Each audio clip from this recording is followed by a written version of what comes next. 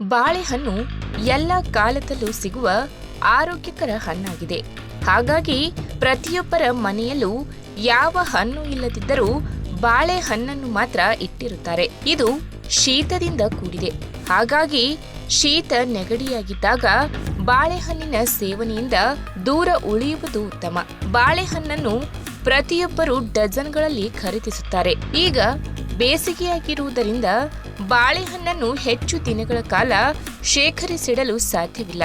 ಹಣ್ಣುಗಳು ಬೇಗನೆ ಹಾಳಾಗುತ್ತವೆ. ಹೆಚ್ಚಿನ ತಾಪಮಾನದಿಂದಾಗಿ ಬಾಳೆಹಣ್ಣು ತ್ವರಿತವಾಗಿ ಕಪ್ಪು ಮತ್ತು ಸುಕ್ಕುಗಟ್ಟಲು ಪ್ರಾರಂಭಿಸುತ್ತದೆ. ಇದರಿಂದಾಗಿ ಅದನ್ನು ಎಸೆಯದೆ ಬೇರೆ ದಾರಿಯಿಲ್ಲ. ಅಷ್ಟೊಂದು ದುಡ್ಡು ಕೊಟ್ಟು ತಂದಿರುವ ಬಾಳೆಹಣ್ಣನ್ನ ಬಿಸಾಡುವುದೆಂದರೆ ಯಾರಿಗೆ ತಾನೇ ಹೊಟ್ಟೆ ಉರಿಯಲ್ಲ ಹೇಳಿ. ಅದಕ್ಕಾಗಿ ನೀವು ಬಾಳೆಹಣ್ಣನ್ನು ಕೊಳಸಿ ಬಿಸಾಡುವ ಬದಲು ಕೆಲವೊಂದು ಸಿಂಪಲ್ ಟಿಪ್ಸ್ ಗಳನ್ನ ಫಾಲೋ ಮಾಡಿ. ಹೆಚ್ಚಿನವರಿಗೆ ಇತರ ಹಣ್ಣುಗಳ ಜೊತೆ ಬಾಳೆಹಣ್ಣುಗಳನ್ನ ಇಡುವ ಅಭ್ಯಾಸವಿರುತ್ತದೆ. ಮೊದಲು ಅದನ್ನು ಬದಲಾಯಿಸಬೇಕು. ಬಾಳೆಹಣ್ಣುಗಳನ್ನು ದೀರ್ಘಕಾಲದವರೆಗೆ ತಾಜಾವಾಗಿಡಲು ಅದನ್ನು ಇತರ ಹಣ್ಣುಗಳಿಂದ ಪ್ರತ್ಯೇಕವಾಗಿ ನೇತು ಹಾಕಬೇಕು. ಅದಕ್ಕಾಗಿಯೇ ಅಂಗಡಿಗಳಲ್ಲಿಯೂ ಬಾಳೆಗೊನೆಯನ್ನ ನೇತು ಹಾಕಲಾಗಿರುವುದನ್ನ ನೀವು ನೋಡಿರಬಹುದು. ಬಾಳೆಹಣ್ಣುಗಳನ್ನು ಬೇರೆ ಸ್ಟ್ಯಾಂಡ್ಗಳಲ್ಲಿ ಅದರ ಕಾಂಡದ ಸಮೇತ ಇಡಬೇಕು. ಅದಕ್ಕೆ ಯಾವುದೇ ಸಣ್ಣ ಡ್ಯಾಮೇಜ್ ಆಗದಂತೆ ಇಟ್ಟರೆ ನೀವು ಬಾಳೆಹಣ್ಣುಗಳನ್ನ 4 ರಿಂದ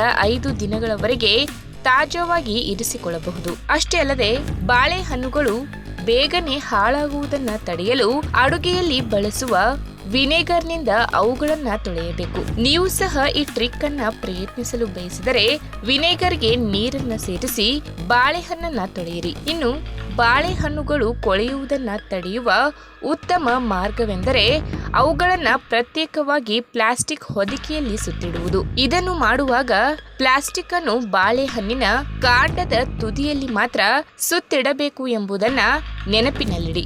ಹೀಗೆ ಮಾಡುವುದರಿಂದ ಎಥಿಲಿನ್ ಎಂಬ ಸಣ್ಣ ಪ್ರಮಾಣದ ಅನಿಲವು ಹೊರಬರುತ್ತದೆ. ಇದರಿಂದಾಗಿ ಬಾಳೆಹಣ್ಣು 4 ರಿಂದ 5 ದಿನಗಳವರೆಗೆ ತಾಜಾವಾಗಿಯೇ ಇರುತ್ತದೆ. ಇನ್ನು ಬೇಸಿಗೆಯಲ್ಲಿ ಬಾಳೆಹಣ್ಣನ್ನ ಖರೀದಿಸುವಾಗ ಅದು ಹೆಚ್ಚು ಪಕ್ವವಾಗಿಲ್ಲ ಎಂಬುದನ್ನ ಯಾವಾಗಲೂ ನೆನಪಿನಲ್ಲಿಡಿ. ಯಾಕೆಂದರೆ ಪೂರ್ತಿ ಹಣ್ಣಾಗಿರುವ ಬಾಳೆಹಣ್ಣು ಒಂದೇ ದಿನದಲ್ಲಿ ಬೇಗನೆ ಹಾಳಾಗಿ ಬಿಡುತ್ತದೆ.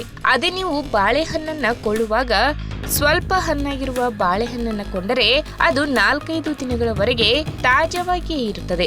ಯಾವಾಗಲೂ ಸ್ವಲ್ಪ ಗಟ್ಟಿಯಾಗಿರುವ ಬಾಳೆಹಣ್ಣನ್ನ ಖರೀದಿಸಿ. ಇದನ್ನು ಸಂಗ್ರಹಿಸಿಡಲು ಕೂಡ ಸುಲಭವಾಗಿದೆ. ನೋಡಿದ್ರಲ್ವಾ? ಈ ರೀತಿ ಸಿಂಪಲ್ ಆಗಿರುವಂತಹ ಅಡುಗೆ ಮನೆ ಟಿಪ್ಸ್ ಗಳ ಮತ್ತಷ್ಟು ವಿಡಿಯೋಗಳಿಗಾಗಿ ನಮ್ಮ ಚಾನೆಲ್ನ ಸಬ್ಸ್ಕ್ರೈಬ್ ಮಾಡ್ಕೊಳ್ಳಿ. ಹಾಗೇನೆ ಈ ವಿಡಿಯೋ ನಿಮಗೆ ಇಷ್ಟವಾದಲ್ಲಿ ತಪ್ಪದೆ ಲೈಕ್ ಮಾಡಿ, ಶೇರ್ ಮಾಡಿ, ಹಾಗೆ ನಿಮ್ಮ ಅನಿಸಿಕೆನ ಕಮೆಂಟ್ ಮೂಲಕ ತಿಳಿಸಿ.